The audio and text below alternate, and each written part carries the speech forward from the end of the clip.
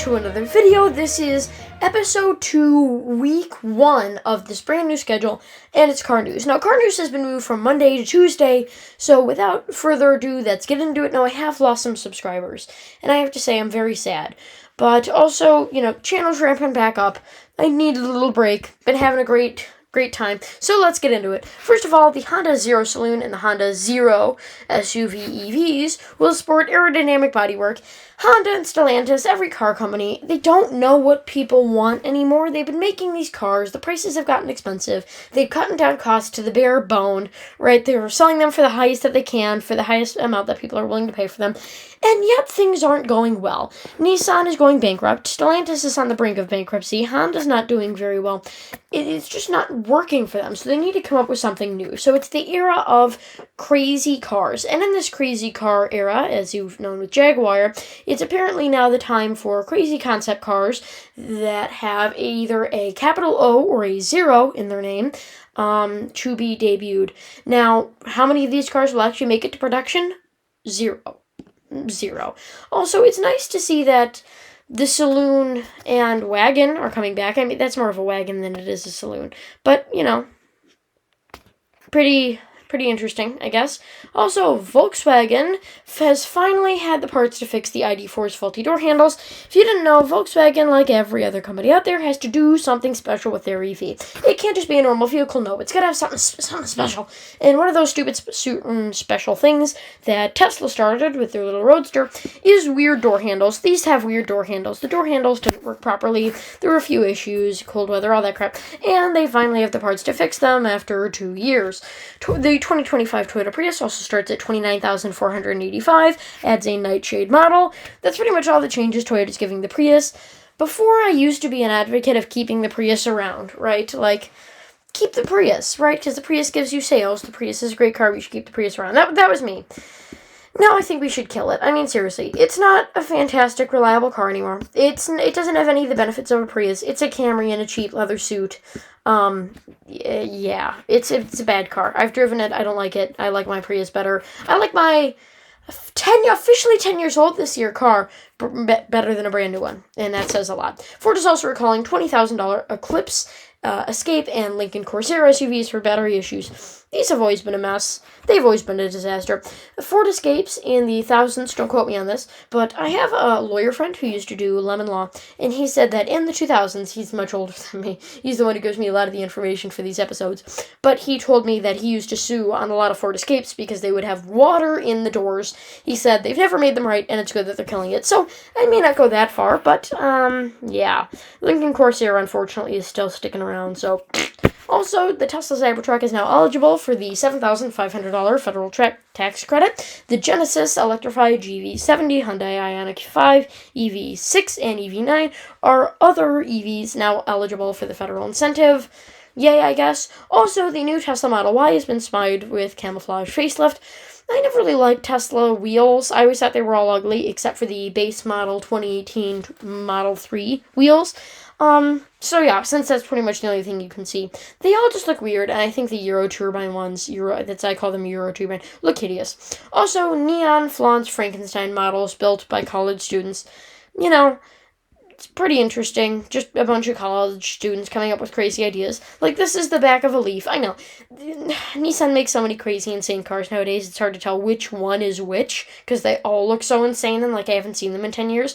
It is a Z with a Leaf butt. That's why this is so much chunkier than everything else. So, that's neat, I guess. I mean, when you're going bankrupt, what's the best thing to do? Give a bunch of college students a straight edge and give them the ass of a Leaf and the front of a Z. Because, why not? But this is good because it means college students are more into, more into wagons. Because, it's kind of like a dad wagon. So I'm happy about that. I'm happy that the youth is finally understanding wagons. Also, the Toyota RAV4, inspired by sci-fi, to be revealed at Tokyo Auto Salon. Salon. I'm just going to say salon, even though it's incorrect. Yeah, I mean, wow. It's got a QR code. Wow, it's got LEDs. It's got PNGs for wheels. Seriously, really, Toyota PNGs? I wouldn't be surprised if they're made out of, like, cloth. Newsflash, I don't know why Polestar does this too, but they do. putting like a QR code or like a barcode or some random shit on your car doesn't make it cool. It just makes me question your integrity. Also, the 2025 Subaru Forester Hybrid has been confirmed with series parallel hybrid system.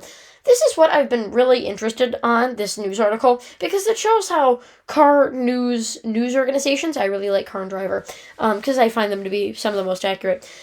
They need news. I mean, come on, guys. Is this a huge shock? Subaru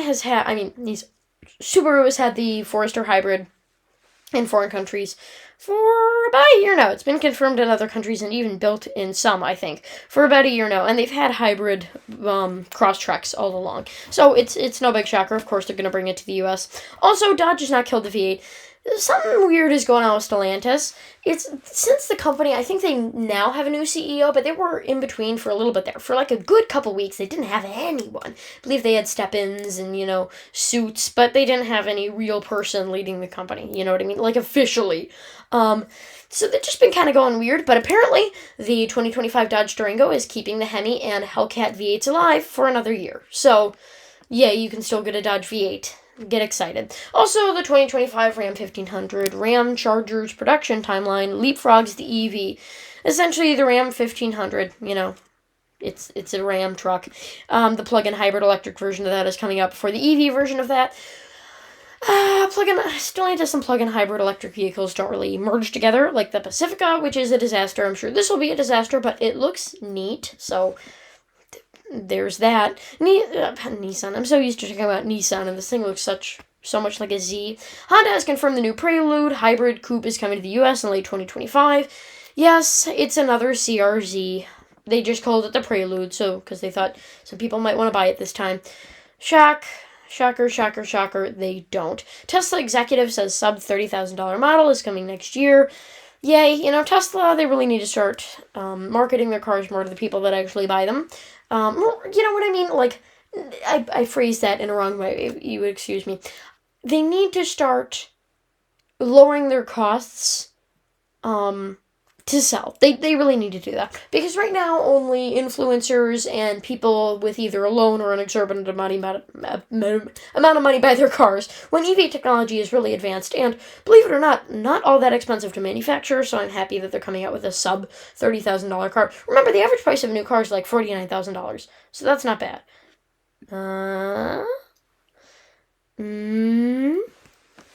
It's because I open up so many of them at the same time. They're not happy.